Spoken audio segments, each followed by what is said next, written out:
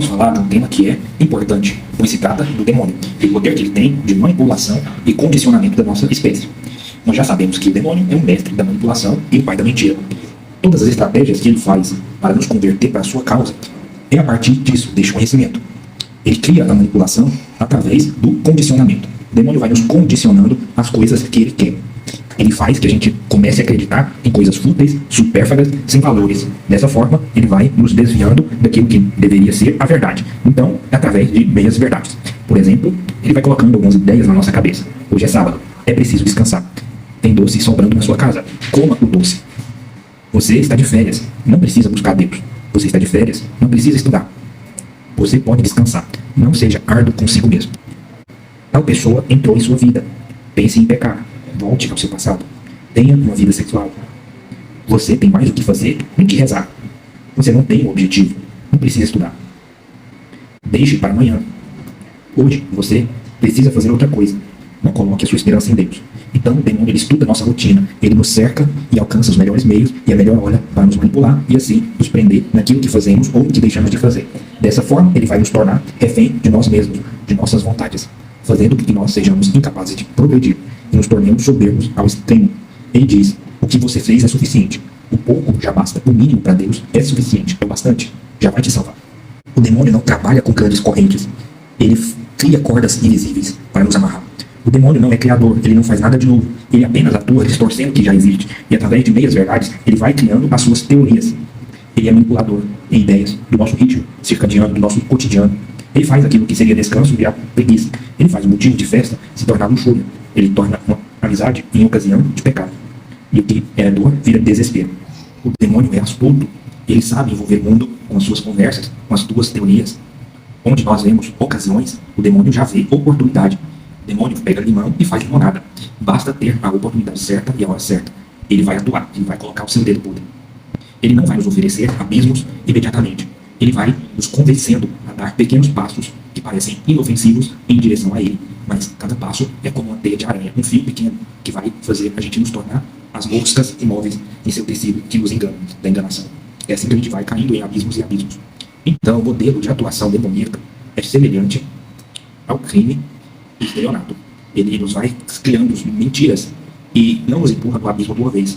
Ele vai mostrando uma direção que parece encantadora no início, pelos nossos olhos, e até ele criar essa oportunidade crescente de nos jogar nos abismos. E esse caminho ele vai fazendo através de tentações. O demônio ele nos hipnotiza com repetições de frases daquilo que ele quer, ou aquilo que nós façamos, no momento oportuno, ele nos toma conta. Ele cria as desculpinhas necessárias para fugir da oração, para fugir da vida com Deus e da santidade. Como, por exemplo, você merece uma compensação, você merece um descanso, você já fez mais que o suficiente.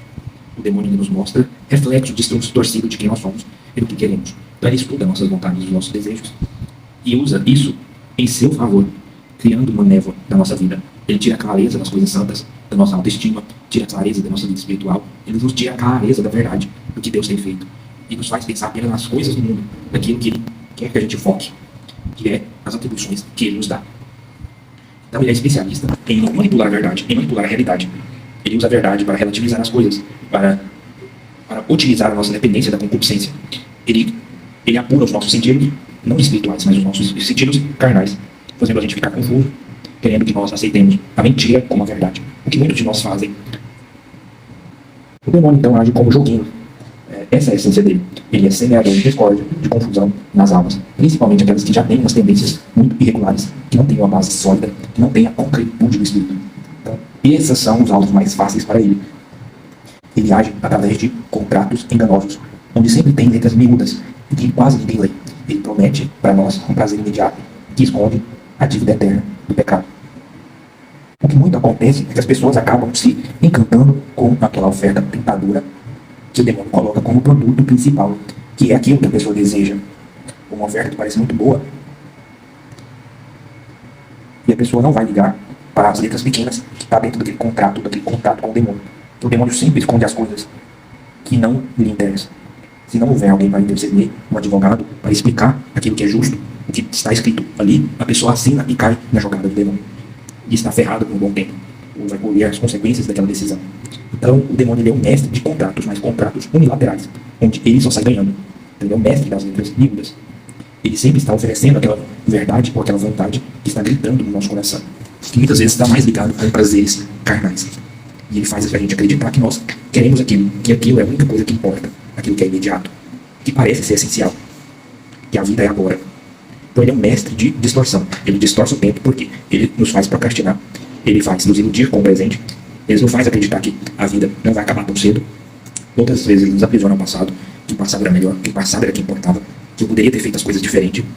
E ele faz a gente se remoer, se entristecer, ou nos tornar incapazes de ver o futuro por uma outra razão, a não ser naquilo que nós focamos pela concupiscência. Ele também é um mestre do esgotamento emocional.